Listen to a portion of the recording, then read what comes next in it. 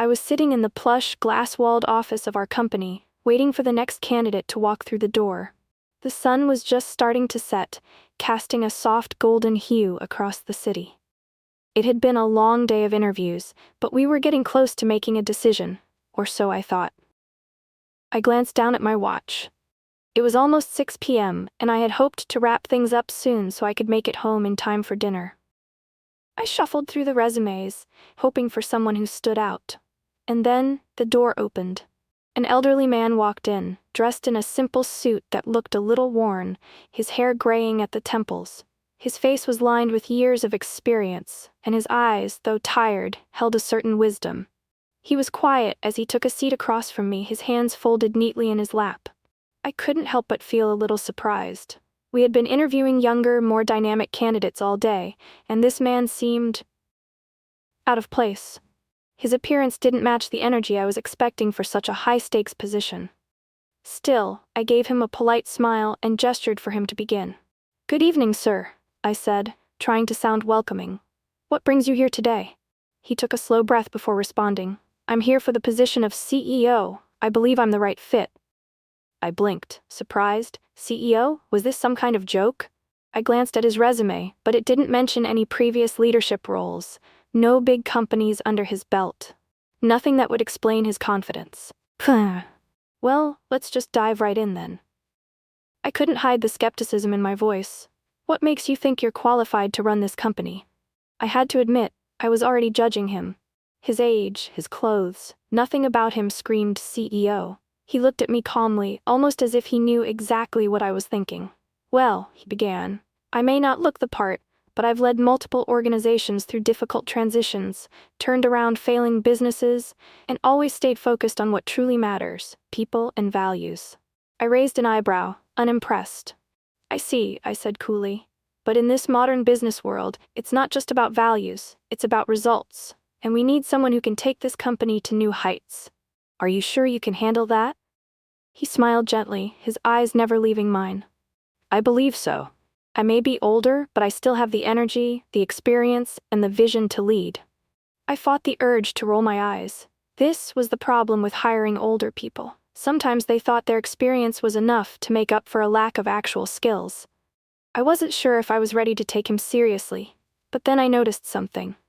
Despite the wrinkled suit and gray hair, there was a calmness about him, a certain gravitas. It almost made me feel uncertain.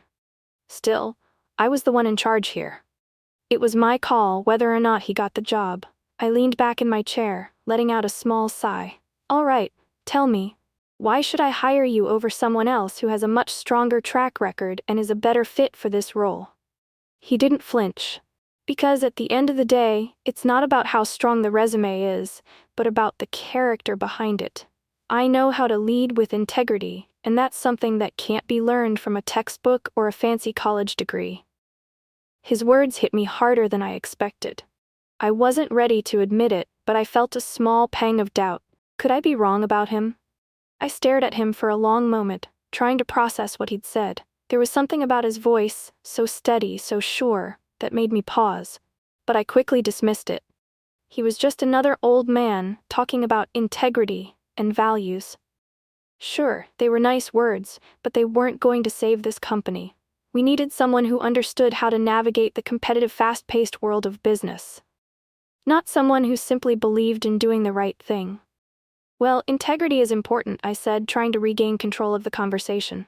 "But I'm afraid it's not enough. We need results. We need someone with innovation.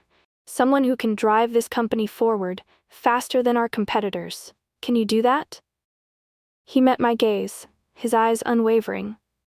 "Results come when you build a team that trusts you. You can't just push people to perform. You have to inspire them.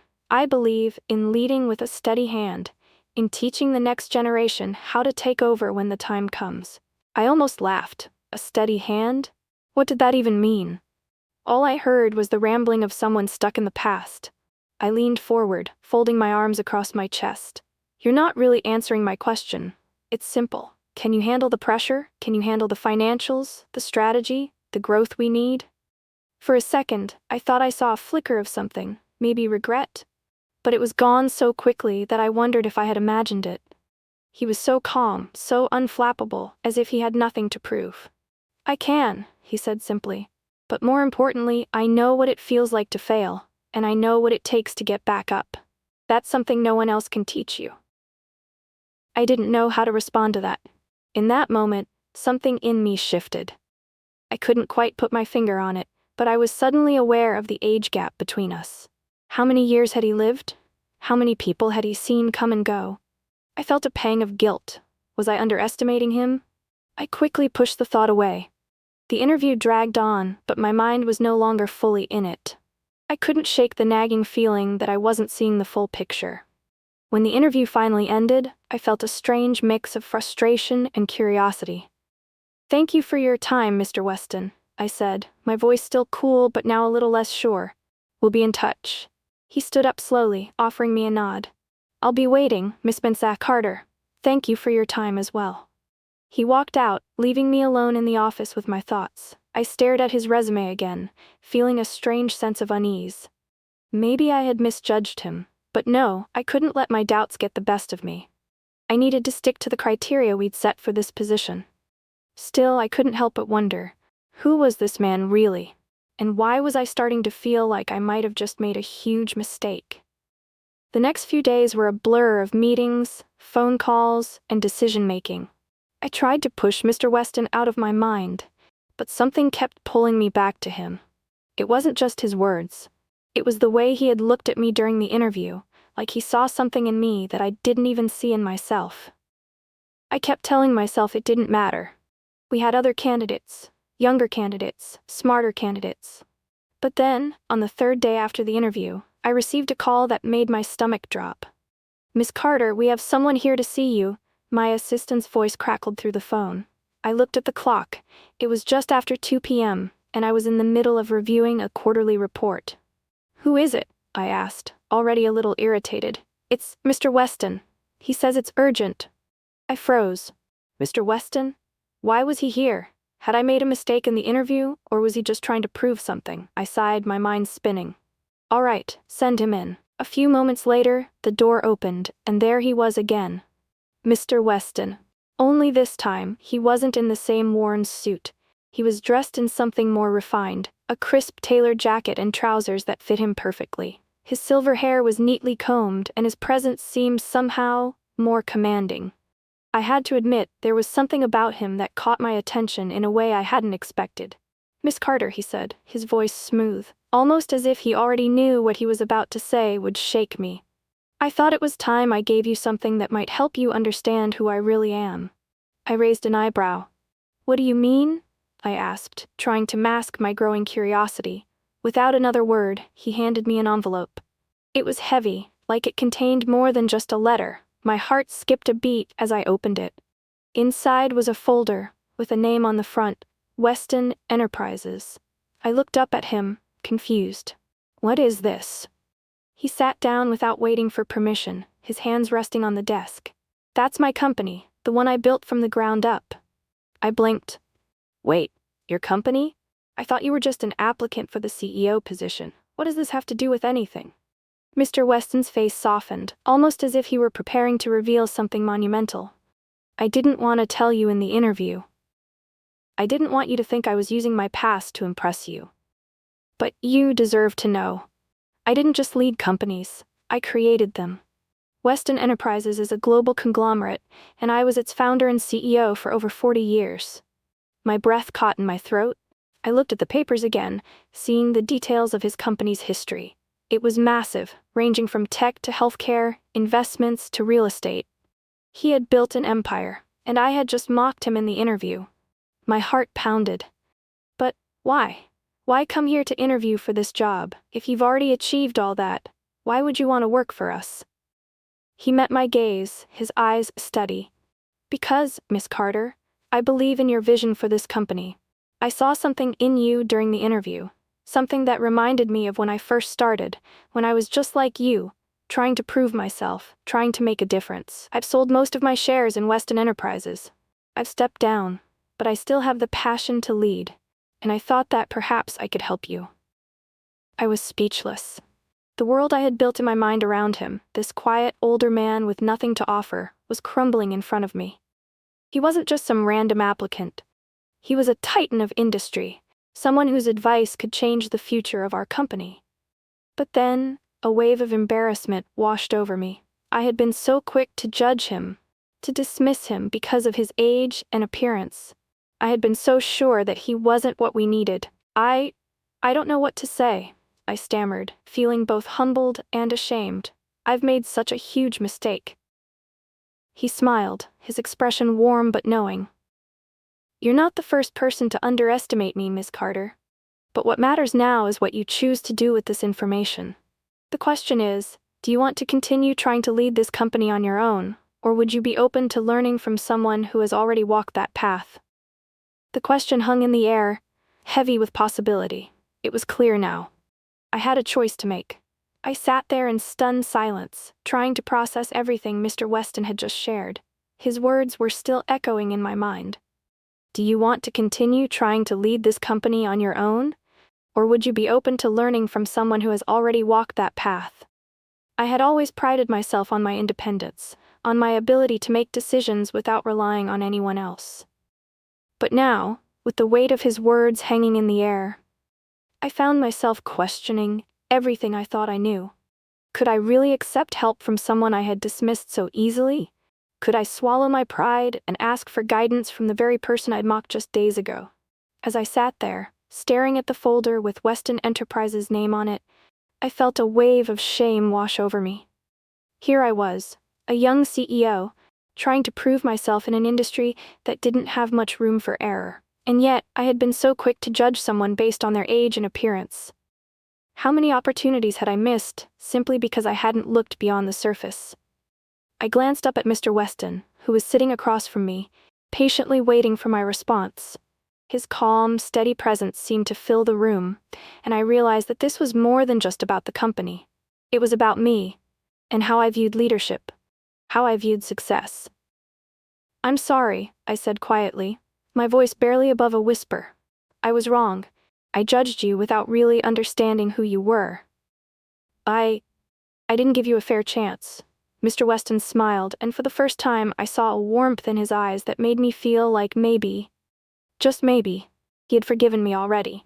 There's no need to apologize, Miss Carter, he said gently. Everyone makes mistakes. What matters now is what you do next. I nodded, taking a deep breath.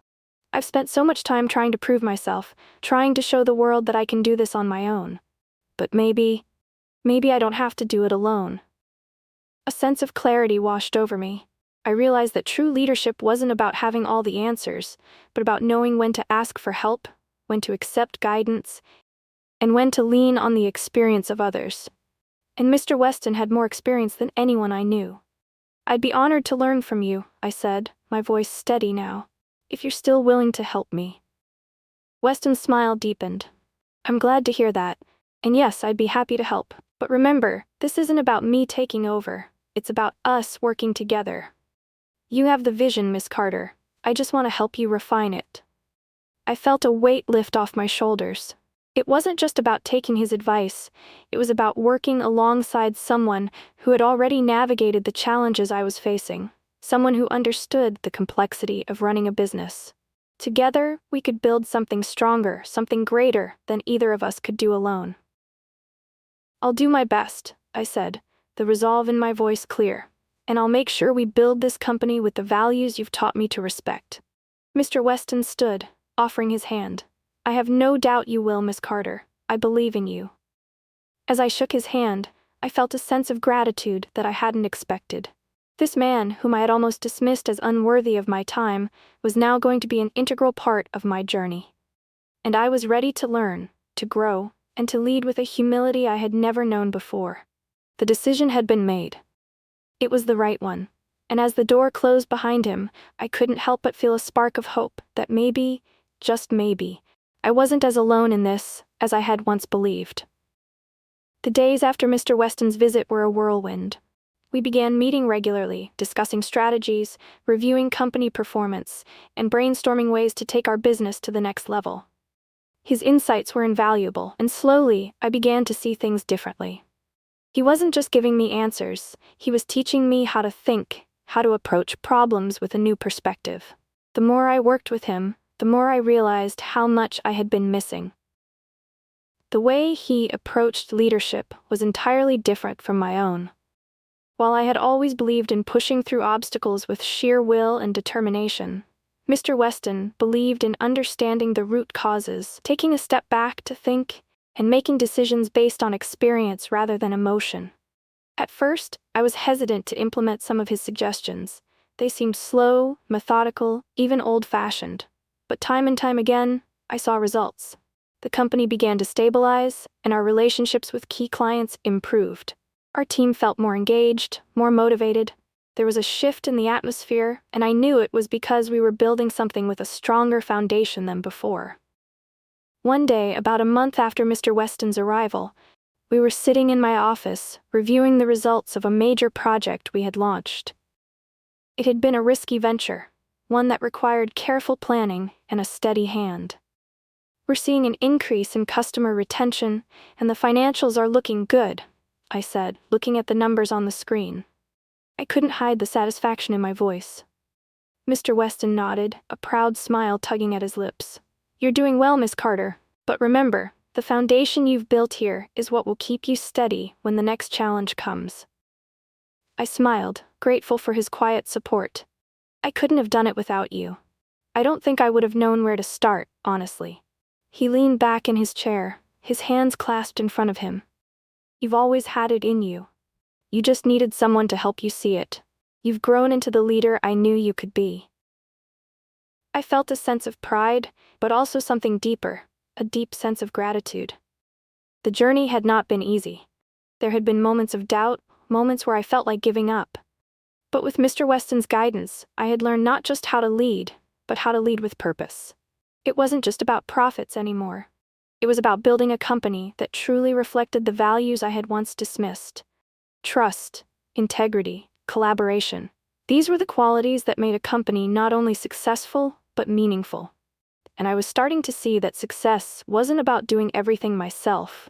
It was about knowing when to ask for help, when to trust others, and when to let go of my own ego. As I sat there with him, a quiet moment of reflection settled over me. I realized that I had transformed, not just as a CEO, but as a person. And so had the company. It was a few weeks later when I received a call from my assistant. "Miss Carter, Mr. Weston is here. He says he has something important to discuss with you." I frowned, momentarily surprised. Mr. Weston had been a constant presence at the company, but I hadn't expected him to come by so soon after our last meeting. "All right, send him in." When he entered, I noticed something was different. There was a quiet urgency in his step, a weight to his expression that I hadn't seen before. "What's going on?" I asked, standing to greet him. "Is everything all right?" Mr. Weston took a deep breath, his face serious.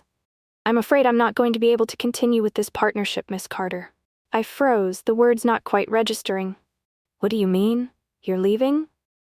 He nodded slowly. "Yes, I've decided it's time for me to step away from the company. I've been considering it for a while now. You're ready to take the reins fully, and I think the company will be in good hands with you." A rush of emotions hit me all at once. I wasn't prepared for this. I had come to rely on him, not just for guidance, but as a mentor, as someone who helped me see what was possible. "But why?" I asked, trying to keep my voice steady. "You've helped us so much. I still need you. The company still needs you." He smiled gently, though there was a sadness in his eyes. "You don't need me anymore, Miss Carter. You've become the leader I knew you could be. And now it's your turn to lead this company on your own." I stood there for a long moment, unsure of what to say. I had always thought that leadership meant never asking for help, never needing anyone. But Mr. Weston had shown me that true strength came from knowing when to ask for guidance, when to learn, and when to let go. "I understand," I said quietly. "Thank you for everything. I won't forget what you've taught me." He nodded, his smile warm. "I know you won't, and I'll always be here if you need me, just a phone call away." As he turned to leave, I couldn't help but feel a deep sense of loss. But at the same time, there was a new sense of confidence rising within me. I was ready. The company was ready. And I knew that the road ahead though uncertain, was one I could navigate. Thank you so much for watching this story. I hope you enjoyed it and felt as inspired as I did writing it. If you loved the journey of growth, unexpected twists, and lessons learned, don't forget to show your support. Please hit that subscribe button to stay updated on more amazing stories. Like the video if it resonated with you, and I'd love to hear your thoughts. So, leave a comment below. Share this with your friends to spread the inspiration.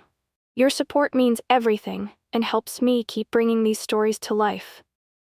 Thanks again for being here, and I'll see you in the next one.